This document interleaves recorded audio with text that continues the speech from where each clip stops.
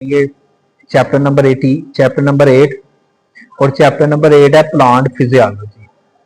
Chapter number 8 plant physiology. Physiology का मतलब है फंक्शन, कि प्लांट्स जो है वो फंक्शन कैसे करते हैं। अब फंक्शन करने से क्या मुराद है उसको जरा देखते हैं। एक बीज हमने जमीन के अंदर बोया और वो बीज जो है कुछ देर के बाद एक दरख्त बन गया कंप्लीट। ये बीज बोया ना, और बीज ये पूरा देखें, ये पूरा क्या बन गया है, प्लांट।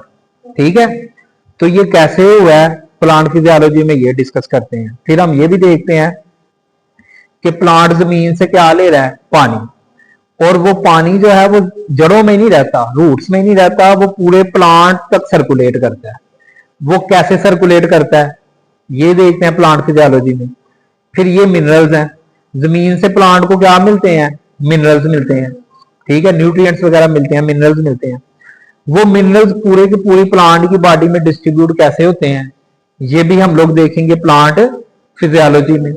कार्बन डाइऑक्साइड को प्लांट कैसे यूज करते हैं, लाइट को कैसे यूज करते हैं, और ग्लूकोज को कैसे बनाते हैं, ये भी हम सारा कुछ देखेंगे प्लांट फिजियोलॉजी। यानी प्लांट के अंदर जितने भी काम हो रहे हैं, जितने भी फंक्शंस हो रहे हैं, वो कैसे हो रहे हैं, ये सब कुछ किसमें देखेंगे, प्लांट फिजियोलॉजी के अंदर। तो ये देखें प्लांट फिजियोलॉजी में क्या हम लोग स्टडी करेंगे, how plant grow from seed, एक बीज से पूरा प्लांट कैसे बनेगा। हाउ प्लांट एब्जॉर्ब वाटर, जैसे मैंने पहले बताया कि प्लांट वाटर कैसे एब्जॉर्ब करेगा और मिनरल्स को कैसे एब्जॉर्ब करेगा। फिर आपको पता है कि जब वाटर एब्जॉर्ब होता है तो वो जड़ों तक ही नहीं रहता, वो पूरी प्लांट की बॉडी तक जाता है। मिनरल्स जब एब्जॉर्ब होते हैं तो वो रूट्स तक ही नहीं रहते, वो प्लांट की पूरी बॉडी तक जाते हैं। तो वो लीव्स तक कैसे पहुंचते हैं, पूरी प्लांट की बॉडी तक कैसे पहुंचते हैं। फिर प्लांट जो है वो ऑर्गेनिक जो है, how plant prepare organic solute and transport them to the rest of the body. यानी प्लांट जो है वो ग्लूकोज कैसे बनाएगा, फिर ग्लूकोज पत्तों में बनती है, पत्तों में नहीं रहती, पूरी प्लांट की बॉडी तक जाती है, क्योंकि हर प्लांट की हर बॉडी को ग्लूकोज की जरूरत है। वो कैसे जाती है। फिर प्लांट जो है वो कार्बन डाइऑक्साइड को कैसे जज़ब करता है और ऑक्सीजन को कैसे रिलीज करता है एनवायरनमेंट के अंदर। ठीक है जी। और प्लांट फिर अपना माहौल के हिसाब से खुद को एडजस्ट कैसे करता है। जितने भी प्लांट में फंक्शंस होते हैं, जितने भी प्लांट में फंक्शंस होते हैं, उन सबको प्लांट फिजियोलॉजी कहते हैं। कौन कौन से फंक्शन, एक बीज से पूरे प्लांट का बनना, प्लांट का कार्बन डाइऑक्साइड को जज़ब करना, प्लांट का ऑक्सीजन को खारिज करना, प्लांट का ग्लूकोज बनाना, प्लांट का मिनरल्स को जज़ब करना, ये सारा कुछ जो भी प्लांट कर रहा है उस सारे काम को प्लांट फिजियोलॉजी कहेंगे। मेरी बात समझ आ गई है ना। अच्छा, हम लोग अब आ गया न्यूट्रिशन इन प्लांट। आप लोग सुबह उठ के आए हैं, ठीक है, सुबह हम लोगों ने नाश्ता किया है। जब सुबह हम लोगों ने नाश्ता किया है तो नाश्ते से जो हमने जो भी खाया, ब्रेड खाया, एग खाया, जो भी खाया, उससे हमें न्यूट्रिएंट मिले हैं। वो न्यूट्रिएंट क्या करते हैं, वो ग्रोथ के लिए और मेटाबॉलिज्म के लिए यूज होते हैं।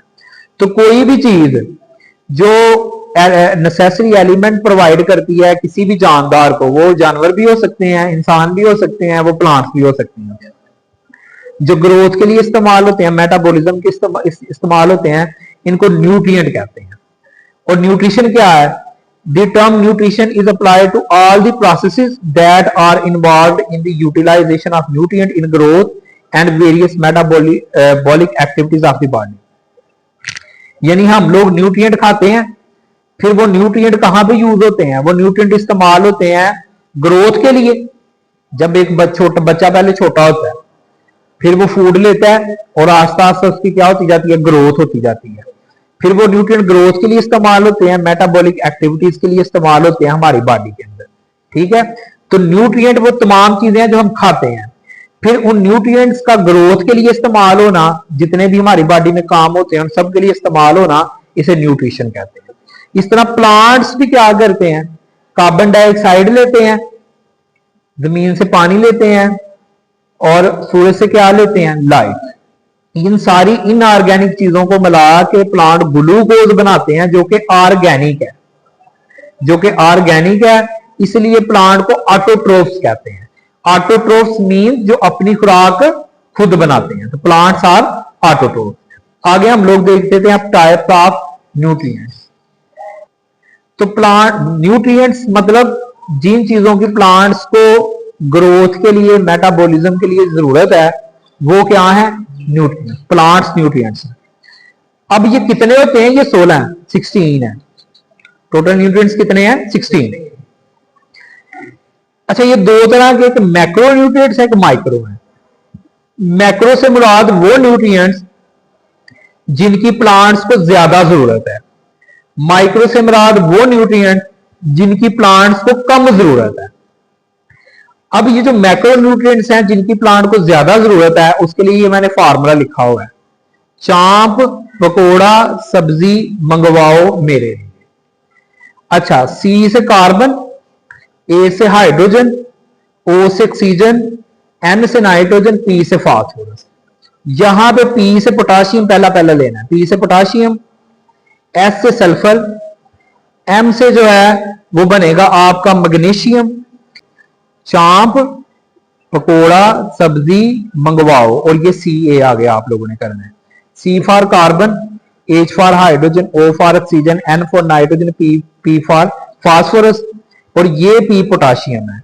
एस सल्फर, एम मैग्नीशियम और सी ए कैल्शियम। ये 9 एलिमेंट्स वो हैं जिनकी प्लांट्स को सबसे ज्यादा जरूरत है, और ये मैक्रोन्यूट्रिएंट्स हैं। इनकी जो मिकदार है वो 0.05% से ज्यादा होती है ड्राई बॉडी वेट। और वो न्यूट्रिएंट्स जिनकी प्लांट को कम जरूरत है वो माइक्रो है। माइक्रो का मतलब थोड़ा। इनमें कौन कौन से एलिमेंट है? टोटल 16 है ना, 9 ये हो गए, और बाकी कितने रह गए? बाकी 7 ये है, आयरन, बोरान, मैंगनीज, कॉपर, ये कैल्शियम है और ये कॉपर है, copper, molybdenum, chlorine and zinc. तो ये 7 एलिमेंट, 7 और ये वाले जो है 9, टोटल हो गए 16। तो 16 एलिमेंट टोटल होते हैं। फिर सुन लें, 16 टोटल है।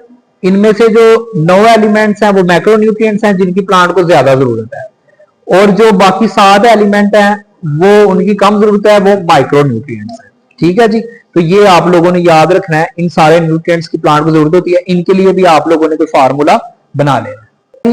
Importance of nitrogen in protein synthesis.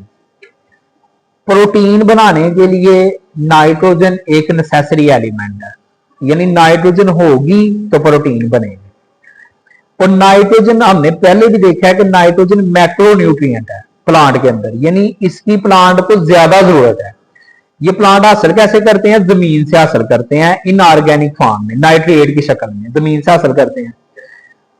इसके अलावा ये जो डीकंपोजिशन होती है ना डेड ऑर्गेनिक मैटर की, मतलब गले सड़े जो पत्ते होते हैं, सब्जियां होती हैं, जानदारों के जो मुर्दा साम होते हैं, प्लांट उनसे नाइट्रोजन भी हासिल करते हैं, उनसे भी नाइट्रोजन हासिल करते हैं। आपको पता है खास सीजन के अंदर जो गोबर वगैरह वो भी खेतों में डालते हैं, उससे प्लांट्स को नाइट्रोजन मिलती है।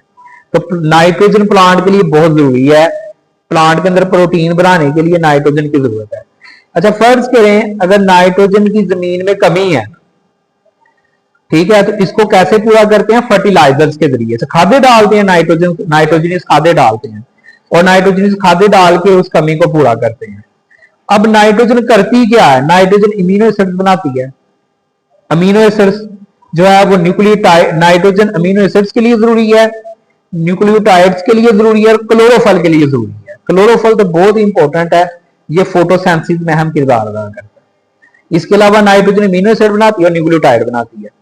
अमीनो एसिड आगे जाके प्रोटीन बनाते हैं। तो प्रोटीन जो है वो किसी भी जानदार के अंदर जो ज्यादातर पार्ट होता है वो प्रोटीन होती है। तो प्रोटीन हर जानदार का लाजमी जुज़व है।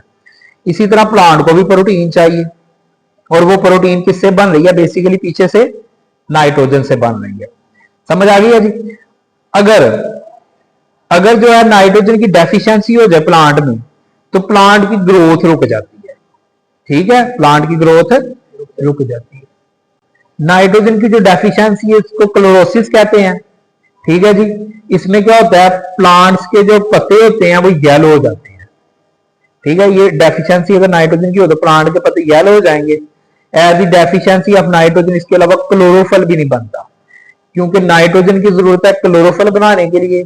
नाइट्रोजन की जरूरत है न्यूक्लियोटाइड बनाने के लिए, नाइट्रोजन की जरूरत है अमीनो एसिड को बनाने के लिए, फिर अमीनो एसिड आगे जाकर प्रोटीन बनाते हैं। अगर नाइट्रोजन ही नहीं होगी तो क्लोरोफिल भी नहीं बनेगा, प्रोटीन भी नहीं बनेगा, और नाइट्रोजन की कमी को क्लोरोसिस कहते हैं। इसमें जो प्लांट की लीव्स हैं वो येलो हो जाएंगी। ठीक है जी। इन क्लोरोफिल फॉर्मेशन, क्लोरोफिल क्या चीज होती है? क्लोरोफिल प्लांट के लिए बहुत जरूरी है, और आपको पता है जब फोटोसेंसिस होती है ना तो प्लांट जो है ना क्लोरोफिल की मौजूदगी में ही फोटोसिंथेसिस करते हैं। इसका थोड़ा सा मैं स्ट्रक्चर आपको दिखा देता हूँ ताकि कुछ समझ आ जाए कि ये जो है ना ये क्लोरोफिल किस तरह का होता है। तो ये स्ट्रक्चर देखें ना इसका, इसमें आपको नजर आ रही है मैग्नीशियम, ये क्लोरोफिल का स्ट्रक्चर है। तो क्लोरोफिल में ये मैग्नीशियम नजर आ रही है, तो इससे आप अंदाजा लगा लें कि क्लोरोफिल की फॉर्मेशन में मैग्नीशियम का क्या किरदार है। तो मैग्नीशियम होगी तो क्लोरोफिल बनेगी। ठीक है, तो जो टॉपिक पढ़ा है वो हमने पढ़ा importance of magnesium in chlorophyll formation. तो क्लोरोफिल फॉर्मेशन में मैग्नीशियम इज वेरी इंपॉर्टेंट। ठीक है, ये देखें ना क्लोरोफिल का स्ट्रक्चर, उसमें ही मैग्नीशियम है। तो मैग्नीशियम जनाब मैक्रो न्यूट्रिएंट है। मैक्रो न्यूट्रिएंट्स मतलब ऐसा न्यूट्रिएंट जिसकी प्लांट को ज्यादा जरूरत है, जिसकी प्लांट को ज्यादा जरूरत है, और प्लांट जो है ना ये जमीन से हासिल करता है रूट्स के जरिए।